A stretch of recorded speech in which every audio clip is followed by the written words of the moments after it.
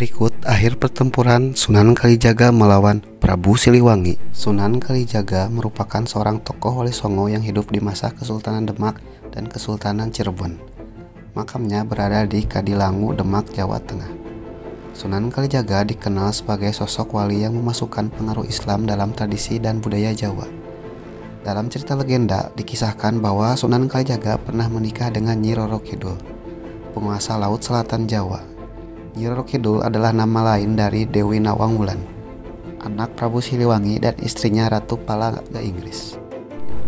Setelah menikah, Nyi Roro Kidul memberikan alat sakti ke Sunan Kalijaga, yang dengannya ia menaklukkan Prabu Siliwangi hingga Raja Agung Sunda Pajajaran itu masuk Islam.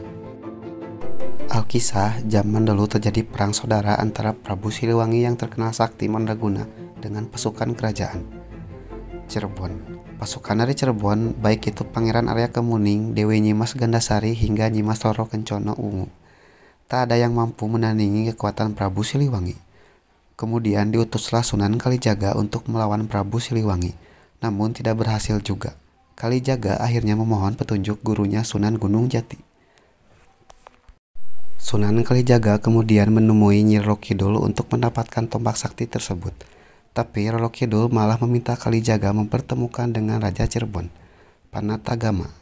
Ternyata Nyi Roro Kidul memendam rasa cinta ke Sunan Kalijaga. Roro Kidul mengatakan bahwa tombak pusaka dimilikinya hanya oleh diberikan kepada suaminya. Untuk itulah kemudian Sunan Gunung Jati meminta Sunan Kalijaga menikahi Nyi Roro Kidul.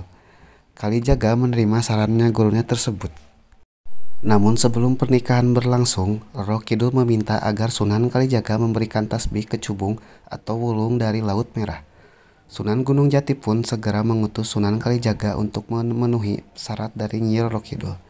Sunan Kalijaga pergi ke Gunung Ciremai untuk tafakur dan meminta perlindungan dari Allah Subhanahu wa Ta'ala. Kemudian dia mendapatkan tasbih wulung atau kecubung tersebut.